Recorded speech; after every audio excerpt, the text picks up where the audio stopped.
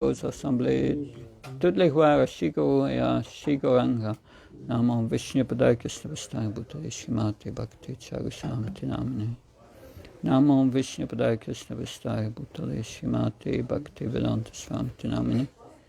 Namaste Saraswati Devi Gauravani Pacharani Nirvishesha Sunyavadi Paskatyai Desatani. Srila Prabhupada ki.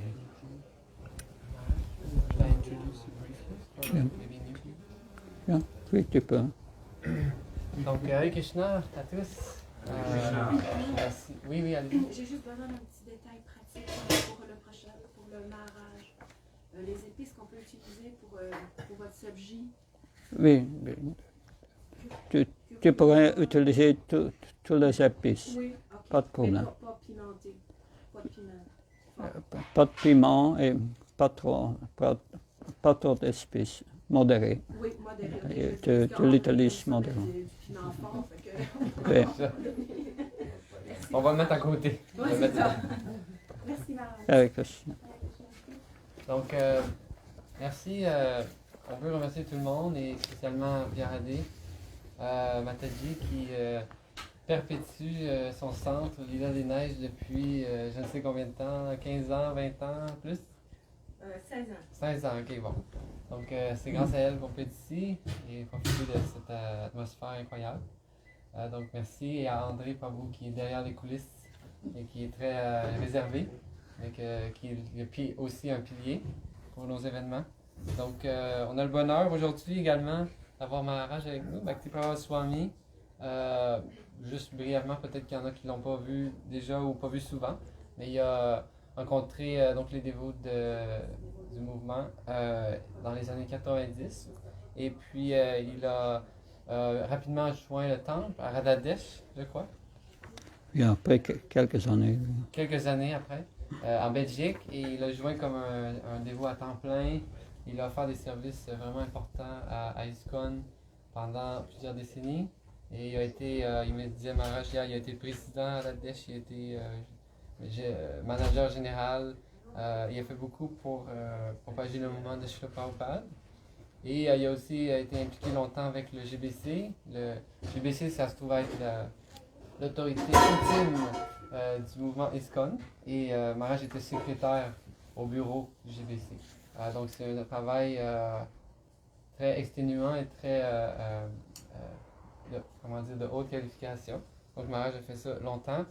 Et donc au fil des années, Maharaj a prêché aussi à plusieurs endroits. Puis il a accepté l'ordre du sannyas en 2014. 2015. Donc Maharaj a pris sannyas. On appelle sannyas, c'est cet ordre du renoncement. Et donc Maharaj depuis, ça veut dire, bon, l'ordre du renoncement, je pense que vous savez c'est quoi. Donc formellement comme un prédicateur dédié à vie et de vivre pour la mission de Sri Chaitanya Mahaprabhu. Et depuis ce temps, Maharaj consacre beaucoup à prêcher, c'est-à-dire qu'il voyage autour du monde, dans plusieurs pays, et il partage l'enseignement du Srimad Bhagavatam et de la Bhagavad Gita, donc il est connu pour sa grande érudition également. Il a été très profond dans l'étude des Écritures. Il a passé, je crois, je ne sais combien d'années à Vrindavan à étudier chaque année les textes de Srila Prabhupada. Donc, il est possesseur du Bhaktivedanta diplôme, c'est bien ça? Qui est le diplôme offert à ceux qui ont passé tous les niveaux d'études du Srimad Bhagavatam. Donc, c'est cela. Et par notre fortune, Maharaj il vient au Canada depuis... il était venu avant, je crois, mais il visite régulièrement depuis 2018. Oui. Donc, ça fera 6 ans cette année que Maharaj vient nous rendre visite et partager ses enseignements, partager ses réalisations avec nous sur le Srimad Bhagavatam, sur le chant du Saint-Nom. Et donc, on est fortuné que Maharaj prenne cette austérité de voyager aussi loin. Et donc, il sera en tout 1 mois au Canada. Il va être avec nous jusqu'à mardi à Montréal. On pourra vous annoncer les prochains programmes. Évidemment, demain soir, il donnera la classe au temple à 6 h. Et lundi, il y aura en matinée, en soirée, des programmes. On peut se tenir au courant. et mardi matin au temple également. Et il sera de retour la semaine du 14. Il sera encore 4 jours avec nous, la semaine du 13. Ouais. Et donc, on aura des programmes en Estrie, au temple, etc. Donc, c'est cela. Je vais laisser la parole à Maraj. Vous remerciant tous d'être venus. C'est le plus gros rassemblement qu'on a fait à date, en tout cas le matin comme ça. Donc, merci.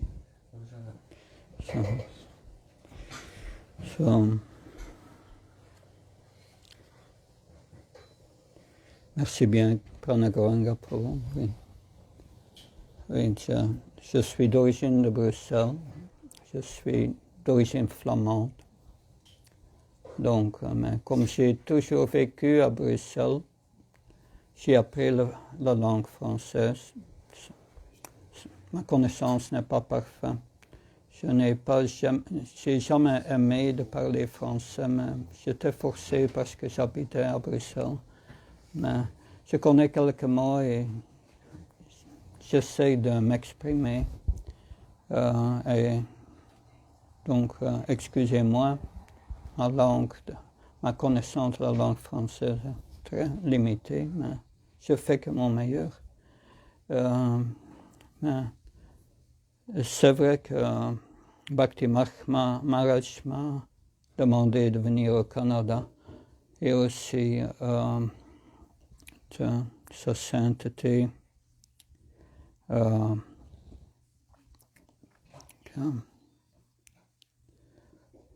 qui nous a quittés il y a quelques heures maintenant. Naturellement, Gopal Krishna Maharaj était très cher à Srila Prabhupada. Il m'a personnellement encouragé de prendre sannyas et aussi de visiter le Canada, spécialement la partie francophone. Donc, c'est par sa miséricorde que je suis ici aussi. Et je voudrais en parler un peu de mes relations avec Gopal Krishna Maharaj. Je dois dire, j'ai appris cette nuit, 3 heures ce matin, qu'il a quitté son corps par email. Et après, je n'ai pas pu dormir. Donc, ça m'a affecté. Bon, mais je vais parler maintenant d'un verset du Bhagavad Gita pour commencer. Un verset très important. Et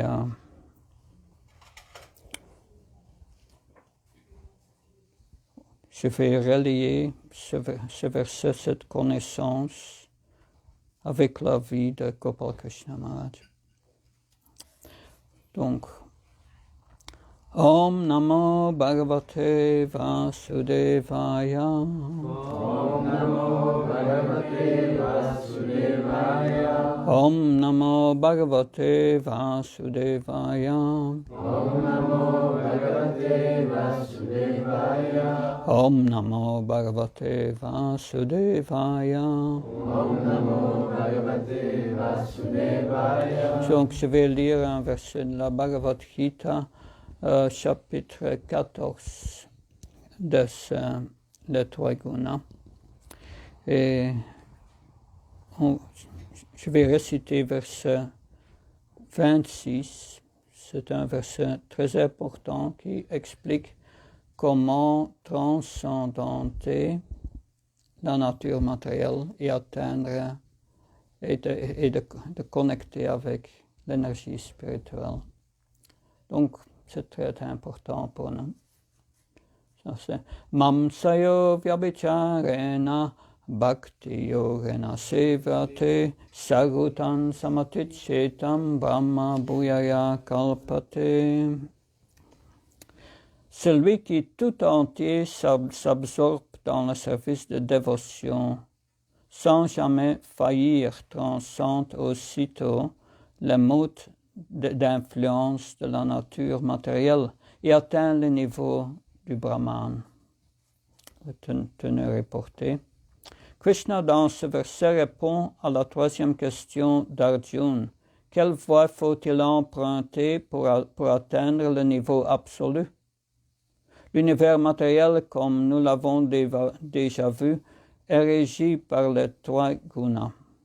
Mais on ne doit pas se laisser troubler par leurs actions.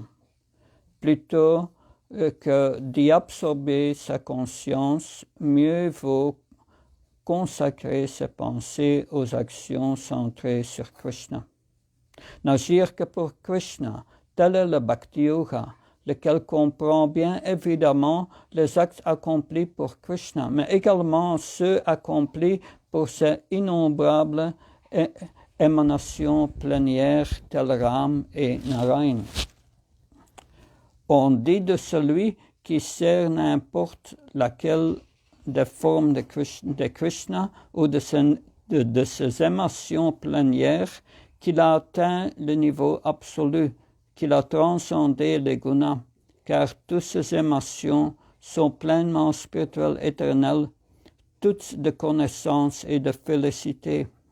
Dans chacune de ces formes, le Seigneur manifeste sa toute-puissance et son omniscience, mais aussi ses autres attributs transcendantaux.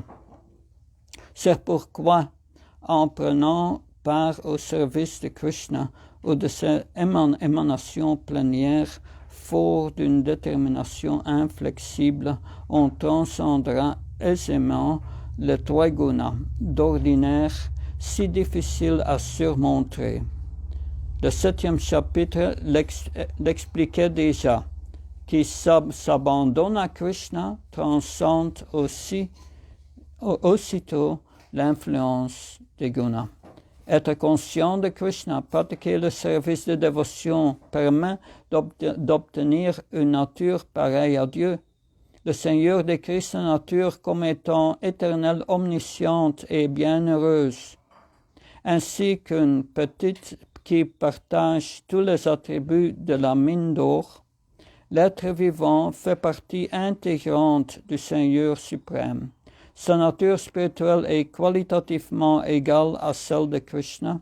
Notons néanmoins qu'il n'a jamais distinct du Seigneur. Autrement, il ne saurait être question de Bhakti Yoga, lequel requiert la présence du Seigneur, celle de son dévot, et leur échange d'amour. Dieu, la personne suprême, et l'être distinct sont deux identités séparées, ayant chacune une individualité propre. Sinon, répétons-le, quel sens aurait le Bhakti Yoga? Par ailleurs, si l'on n'était pas situé au même niveau absolu que le Seigneur suprême, on ne pourrait le servir. Comment sans acquérir les qualités requises pourrait-on servir un roi? Il est par conséquent nécessaire de parvenir au niveau du Brahman où l'on est lavé des souillures matérielles. Les écrits védiques disent Brahmaiva san brahmapyeti. On atteint le Brahman suprême en devenant Brahman. Cela signifie que l'on doit qualitativement ne plus faire qu'un avec le Brahman. Mais jamais en l'atteignant, on ne perd son identité éternelle d'âme spirituelle distincte. On ne perd pas. Non. Om Mahyanatimarnasya Chinanaka Chakshun Malitam Yena Tasmai Shigurave Namah Chitchetaya Manobistam Stapitam Yena Bhutalishvam Abgadamyam Dadati Svapalantikam Vandeham Shiru Shiyuda Padakamanam Shirum Vaishnavamsha Shirupam Jagajatam Saganragnatam Vitam Tam Sajivam Sadvaitam Savrutam Parjana Saitam Sri Krishna Chaitanya Devam Shri Radha Krishna Padan Sakanalita Shivshakam Vitamsha. He Krishna Karuna Sindhu Dina Bandhatyat Pate Gopesha Koprakanta Radha Kanta Namastate. Tapta Kansna Gaurangi Radhe Vrindavanesh Shabani Sutadevi Pranamama Haripriya. Vancha Kalptrabhisha Kripa Sindhavesha Patnam Pavanbhyo Vaishnavyo Namo Namah. Jaya Shri Krishna Chaitanya Prabhu Nityananda Shri Advaita Radha Shiva Sadi Gaura Bhakta Vrinda. Hare Krishna Krishna Krishna Hare Hare Hare Ram Ram Ram Hare Hare.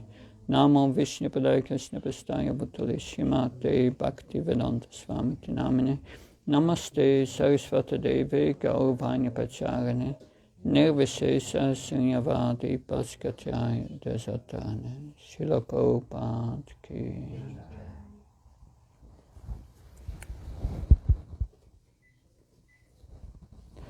Il y a quelques versets avant ce verset ici que Arjuna a demandé quelques questions. Dans verset 21, Arjuna dit « Quel signe, ô Seigneur, reconnaîtront l'être qui a transcendé les trois gunas? Comment se comporte-t-il et comment le surmonte-t-il » Dans les versets suivants, Krishna a expliqué, a donné quelques indications des qualités d'un dévot qui a transcendé la nature matérielle, qui est situé au niveau spirituel. Naturellement, il y a toute une liste de qualités dans la Bhagavad Gita, dans le chapitre 12. Krishna donne des listes de ça. Aussi, à la fin de la Bhagavad Gita, il explique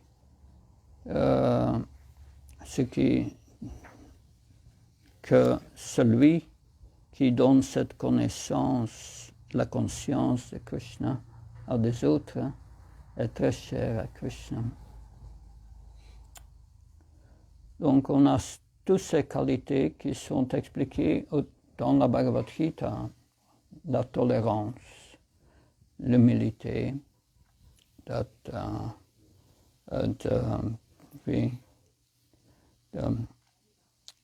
Vitaraga Bhaya-krodha.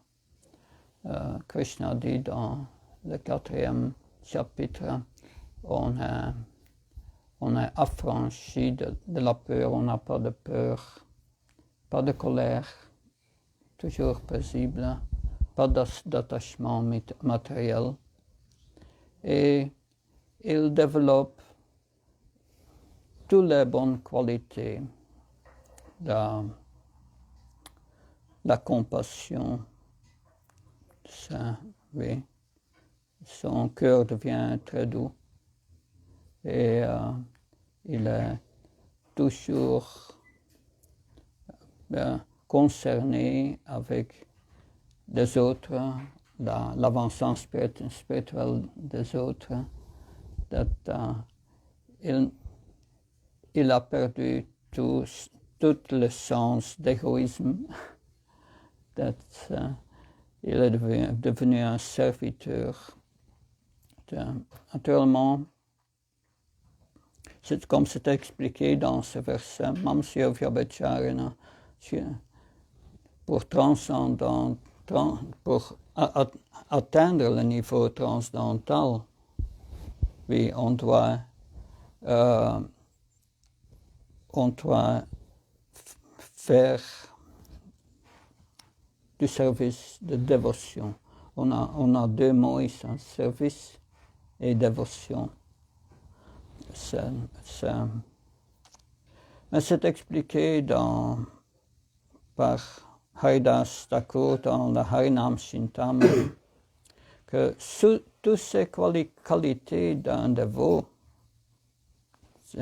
ils développent naturellement, mais ils sont tous secondaires. La qualité primaire d'un dévot est qu'il est tout à fait abandonné à Krishna, d'une manière très fixée. Ça. Parce que ce service dévotionnel est expliqué dans le Srimad Bhagavatam comme Savai Pum Saparo Dharmoyato Bhaktir Adoksai Ahaitukapateta Yayatma Shupashidase. Même c'est au début dans le deuxième chapitre du Srimad Bhagavatam, premier chant, c'est expliqué que la plus haute occupation d'humanité des humains, hein, c'est de rendre ce service dévotionnel à Adoksaya. Adoksaya, c'est la personne suprême qui ne peut pas être observée par nos sens, qui est au-delà des sens matériels. Oui. Mais cet service doit avoir deux qualités. Ahaituka apatiyata. Ahaituka, ça veut dire sans cause ou sans motivation personnelle, juste pour le plaisir de Krishna. Et apatiyata veut dire ce n'est pas un engagement partiel, mais c'est full-time. C'est toujours, il faut toujours être absorbé dans ce service dévotionnel. Et quand on fait ça, même si le cœur est impur, immédiatement, Yayatma Shubhashidati, tu vas sentir une paisible et satisfait à l'intérieur. Ça, c'est le résultat. Parce que cette dissatisfaction dans le cœur, c'est causé par tous ces désirs matériels. Mais même si on peut combler tous ces désirs matériels, ça n'a aucun sens à la fin parce qu'on doit quitter ce corps. Et c'est pour le corps, pas pour l'âme spirituelle. Donc, pour ceci, Krishna dit dans la Bhagavad Gita, celui qui vit seulement pour la satisfaction des sens a une vie pour rien. Ça. Mais naturellement, comment s'abandonner à Krishna? Dans la Padma Purana, c'est expliqué. Oui, c'est aussi le Seigneur Shiva qui explique ça à Parvati. Il disait la plus haute forme d'adoration, c'est l'adoration de Vishnu.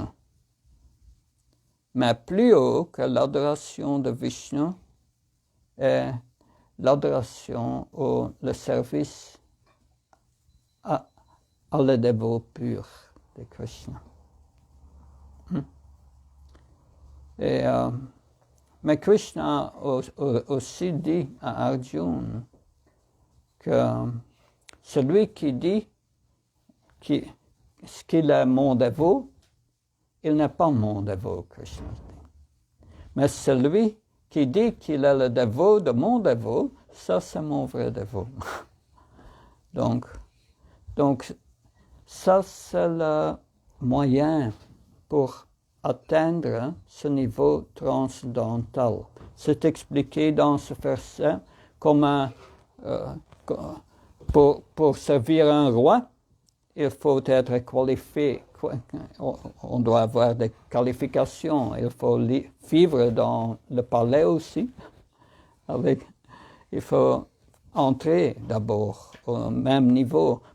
Donc, pour servir Krishna, notre conscience doit être absorbée au niveau spirituel.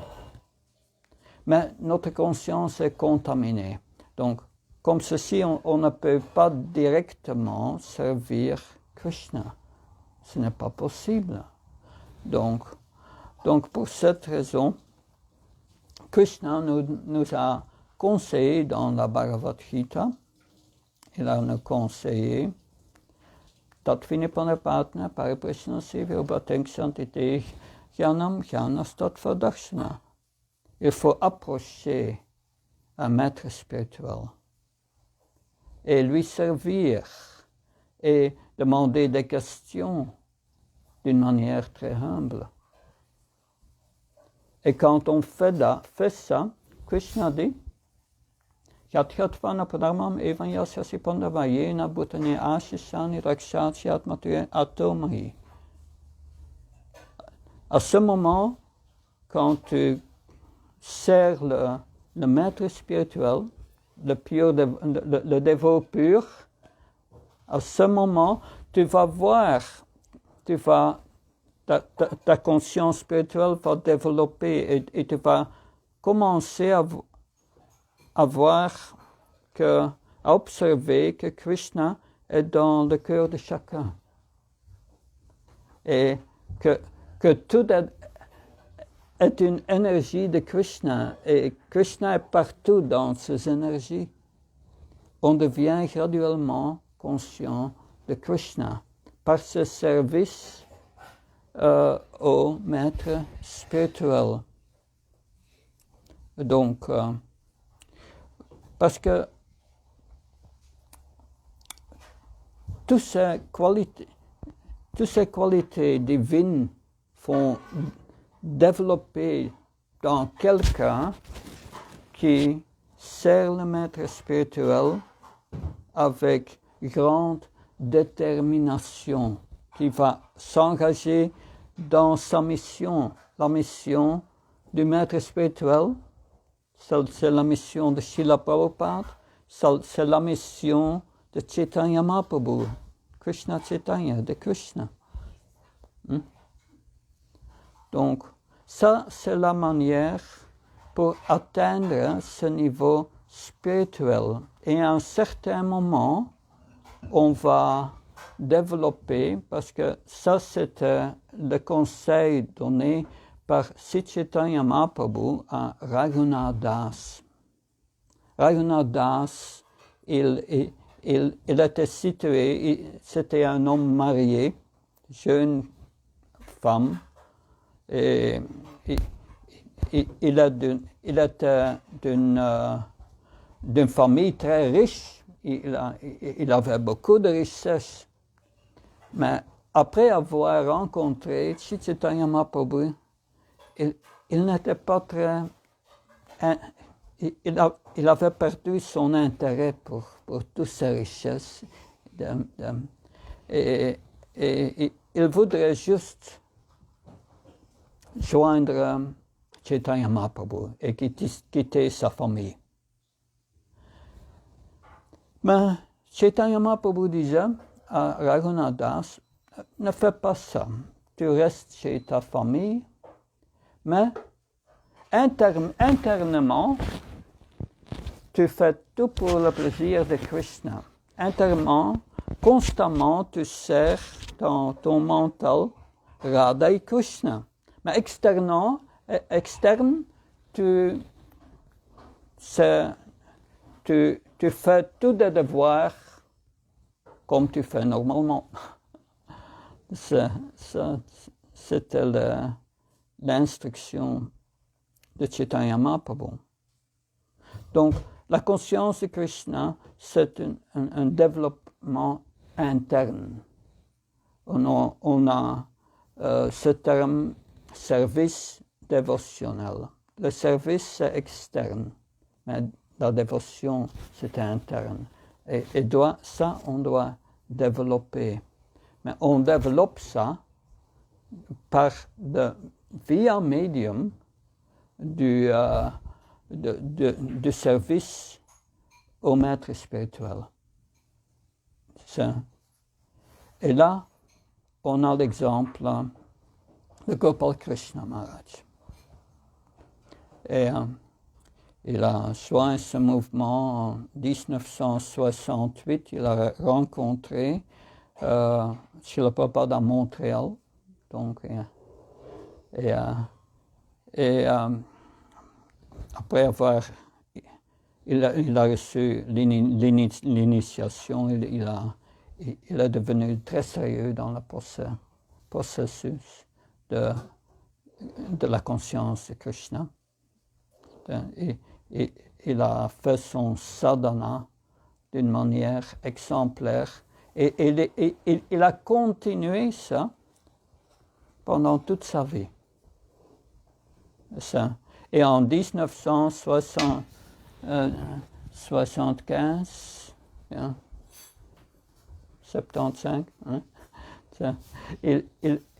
Srila Prabhupada lui a donné la responsabilité d'un GBC pour gouverner notre mouvement. Donc, moi j'ai rencontré Gopal Krishna Maharaj la première fois, je crois, c'était en 1996 et c'était à Delhi, dans l'ancien temple. Oui. Et je l'ai rencontré la première fois, j'étais...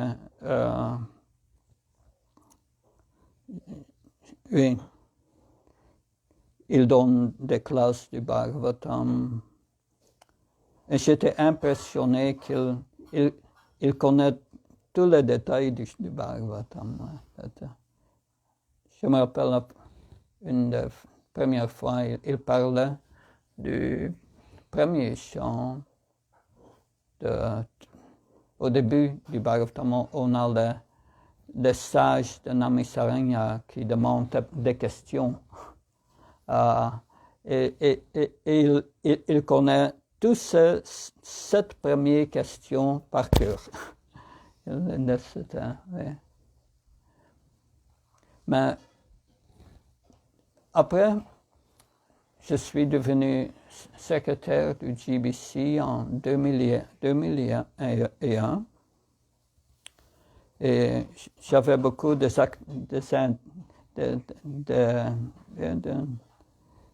communications avec Maharaj. Souvent, je devrais lui consulter. Ce n'était pas facile pour les contacter par email. Il ne répond pas plus parce que c'était trop pour lui. Donc, mais il m'a donné son numéro de téléphone personnel et je pourrais lui appeler. Je l'ai appelé souvent, quelquefois, pour le GBC. Et ce qui m'a impressionné, c'est à Mayapur, le matin, il était là avant le Panchatattva. Il a fait le service de Pujari. Et après son service de Pujari, il est dans sa chambre et je lui ai visité quelquefois à 6 heures le matin. Et il est en train de faire le puja pour Gaurnitai. Il avait des déités de Gaurnitai. C'est très beau. C'est incroyable. Et il fait son puja vraiment avec selon toutes les règles, avec l'assistance de ses disciples. Et c'était comme quand j'entrais sa chambre, c'est comme entrer dans Vaikunta. Et il savait que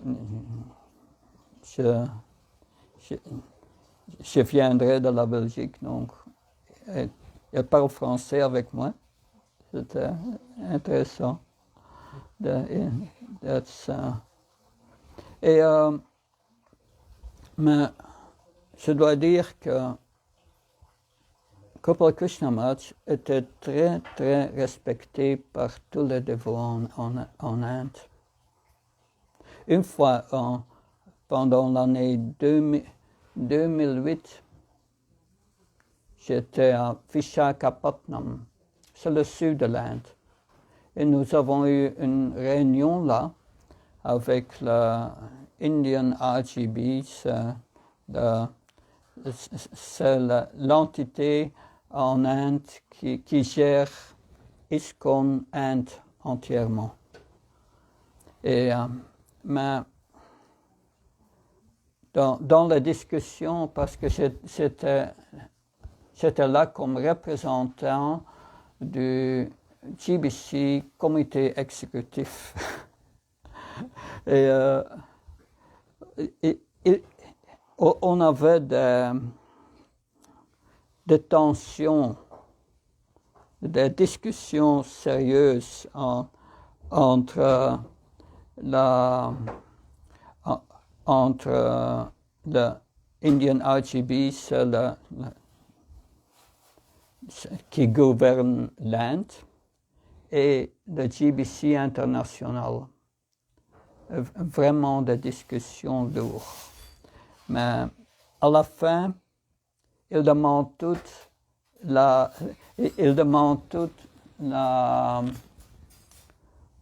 l'opinion de Gopal Krishna Maharaj.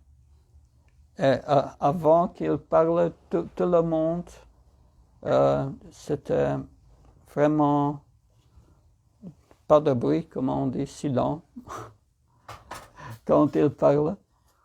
Et il acceptait toujours son avis, son conseil, toujours. Il respecte toujours. Ils n'ont jamais agi contraire. Et il avait ce pouvoir pour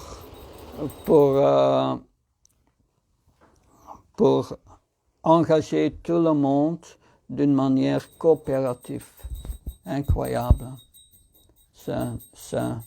Donc maintenant, après son disparition, on espère qu'on continue de coopérer de cette manière. Mais j'ai aussi visité Gopal Krishna Maharaj à New Delhi. J'ai vu la construction d'un nouveau temple à Delhi qui est très grand, Shri Radha Parth Sarati. Oui,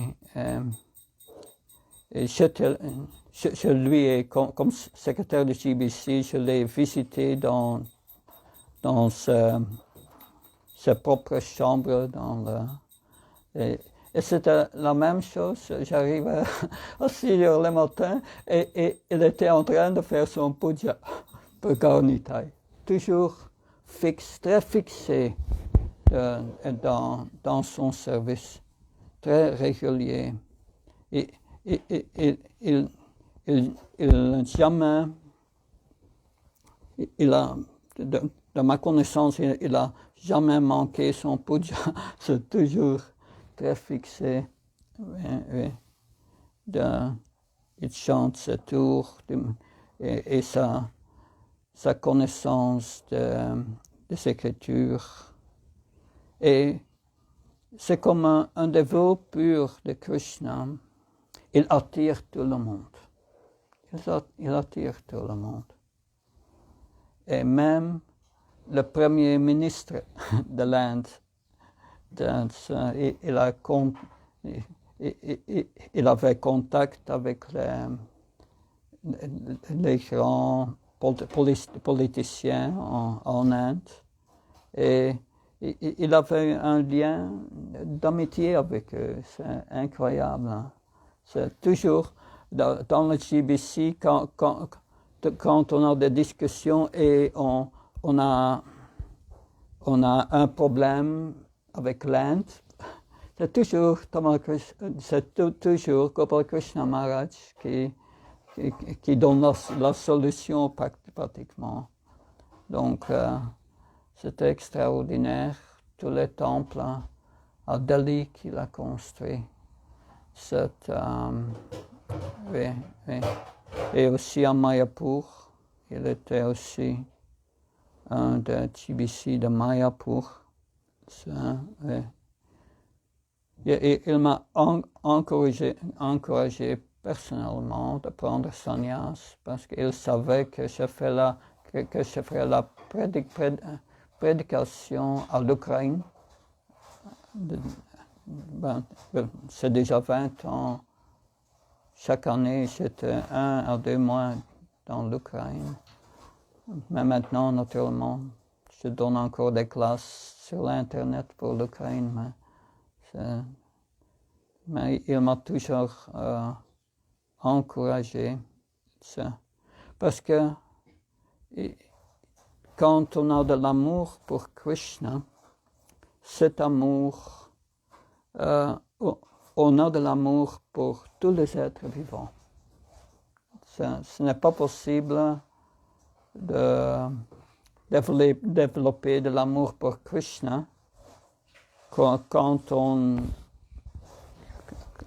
n'aime pas les dévots. Ce n'est pas possible. Donc il a cet amour divin était dans son cœur. On pourrait voir ça. Et comme ça. Mais tout ça, la cause est son dédication à la mission de Srila Prabhupada. Il a quitté toutes choses matérielles et il s'est dédié tout à fait à la mission de Srila Prabhupada. Donc, et il a fait beaucoup de services pour Srila Prabhupada. Et naturellement, quand une grande âme comme Gopal Krishna Maharaj nous quitte, que quand il départ, naturellement, un Vaishnava, un dévot, a la vie éternelle. Donc, il était encore là, mais il est au-delà de notre vision pour l'instant. Mais il est encore là. On ne sait pas, peut-être il est avec Prabhupada et au Krishna qui l'engage encore dans des missions de ça. Parce que ça, c'est le cœur d'un Vaishnava. Il veut seulement faire plaisir au maître spirituel, qui est égal à faire plaisir à Krishna. Et il ne demande rien pour lui-même. Mais même s'il doit prendre de naissance encore dans ce monde, mais cette naissance, ce n'est pas une naissance ordinaire. C'est comme Prabhupada. Quand Prabhupada, quand il avait l'âge, oui, c'était un reporter qui demanda à Srila Prabhupada, est-ce que tu peux nous dire dans ta vie, quand est-ce que tu es devenu conscient de Krishna? Et Prabhupada répondit, je ne me rappelle pas un temps que je n'étais pas conscient de Krishna. Donc ça, c'est un dévot pur. Il ne pourrait pas oublier Krishna. C'était comme Maharaj Pariksit qui a vu Krishna dans le ventre de sa mère. Oui. Donc, il ne pourrait pas oublier Krishna. Donc, d'une manière ou d'une autre, des dévots purs apparaissent dans ce monde. Ils apparaissent dans ce monde. Et Gopal Krishna Maharaj était vraiment une personne, un dévot très extraordinaire. Et d'une manière aussi très simple. Il suivait juste son sadhana, ses instructions, et il faisait son service. Oui. Et c'était... Oui. Mais on peut se rappeler son exemple. Et on va entendre beaucoup de Gopal Krishna Maharaj pendant les jours qui suivent. Je sais, c'était aussi le cas pendant la disparition de mon maître spirituel, Bhakti Maharaj. On va entendre beaucoup. Et je vous en prie, entendre de lui comment il a fait sa vie et comment il a donné l'exemple. Et on peut essayer de suivre ces exemples. Et comme ça, ça va nous aider, ça va nous donner de l'inspiration pour faire de l'avancement spirituel. Merci beaucoup. Hare Krishna, Jai Prabhupada. Gopal Krishna Maharaj ki Jai. Bhakti Prabhupada Maharaj ki Jai. Srila Prabhupada ki Jai. Gaur Paramananda. Hare Hare Bol.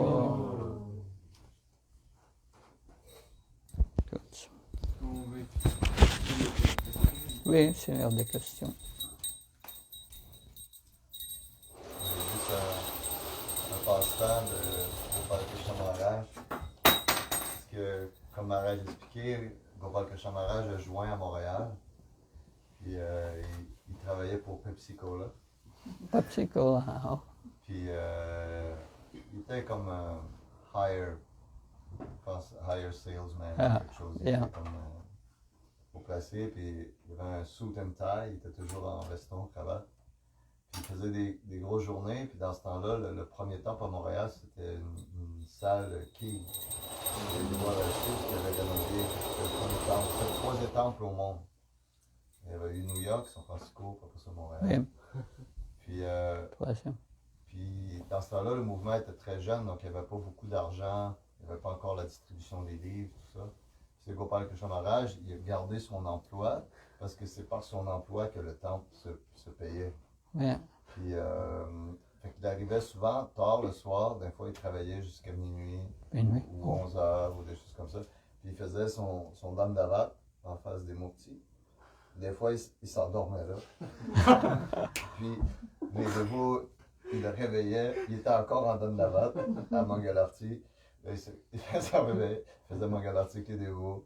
Après ça, il partait, il allait travailler toute la journée, puis il chantait ses tours, puis en tout cas, il travaillait, il faisait des heures supplémentaires. Tout c'était vraiment lui qui payait le temps.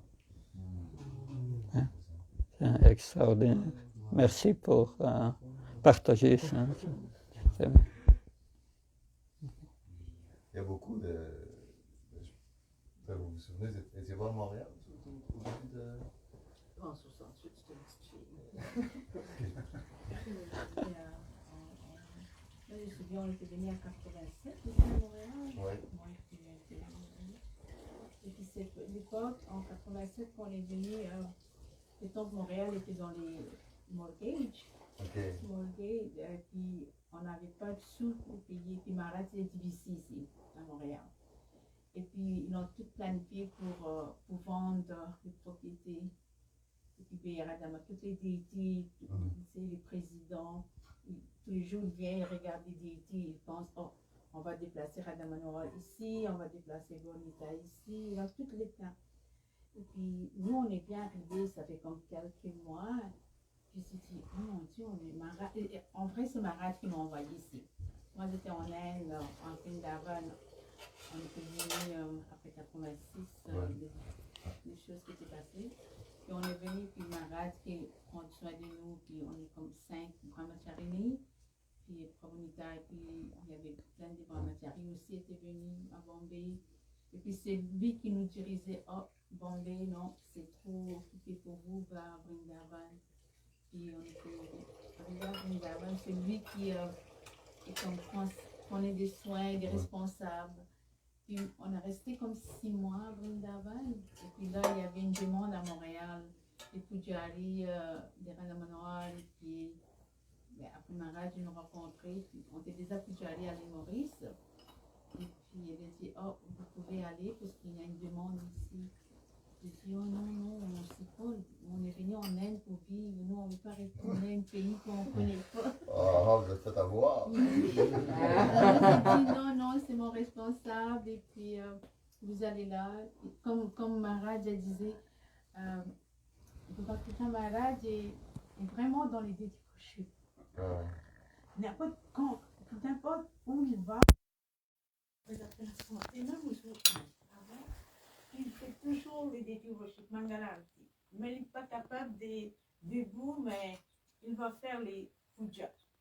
Okay? Mais pour lui, c'est comme des devotions, c'est vraiment, c'est dans son cœur, comme les prédications aussi, mais parce que même quand il est arrivé ici, il y avait, comme on a dit, il y avait Goranita, mais il y avait plein de Shalagram Sila aussi. Il prenait des heures, d'adorer une. Puis une fois, je rappelle quand j'étais à Montréal, et puis Nita a dit, Maharaj, votre santé, il faut qu'il non, viens, les dévots, viens prendre les darshans des Salagram Sila, mais il y avait comme centaines, et puis tous les jours, le matin, sac. On sait qu'on faisait des guirlandes pour les déités, mais c'est ça, c'est nous inspire les qualités des Maharaj, son dédication, dans les dévotions, des prédications, et tout ça. Mais quand il était venu en 87, on a comme le problème de financement pour les temples, puis il voulait, on ne peut pas vendre, et puis il a dit non, parce qu'il lui a vécu à Montréal, il sait comment ils ont travaillé fort pour avoir ces temples-là. Et puis on avait comme 7 jours pour décider qu'est-ce qu'on fait avec les... Maharaj était venu, urgent, ils ont appelé. Maharaj était venu, il a fait une réunion avec tous les donneurs qui à Montréal. Et puis dans 4 jours, les problèmes étaient solvés. Tout le monde a payé. Puis aujourd'hui, c'est les temples Montréal, c'est mortgage free. C'est grâce à Gopal Krishna Maharaj. Si on est vraiment endetté de vie, aujourd'hui on a les belles mourtis et tout ça. Et bien sûr, son gloire va être toujours comme ça.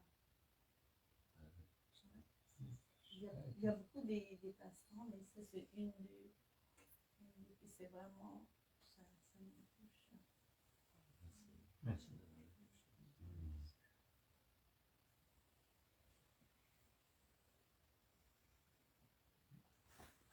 Est-ce qu'il y a des dévots qui ont des questions pour moi?